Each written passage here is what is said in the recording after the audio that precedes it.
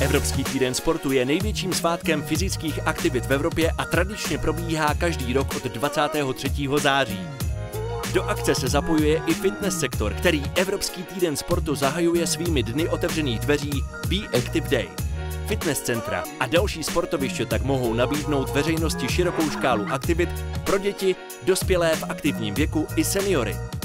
Fitness je hlavně služba nejvyšší kvality pro každého, kdo si uvědomuje význam pravidelného pohybu v každodenním životě. Fitness není volnočasová aktivita. Fitness je řešení pro zdraví a dlouhodobě udržitelnou dobrou fyzickou a psychickou kondici. A to bez ohledu na věk či kondici. Přidejte se letos i vy. Zapojte své fitness centrum či jiné sportoviště do společného evropského projektu Dnů otevřených dveří Be Active Day. Koordinátorem této akce je Česká komora fitness, váš partner pro podnikání v sektoru fitness. Více informací o projektu najdete na www.komorafitness.cz.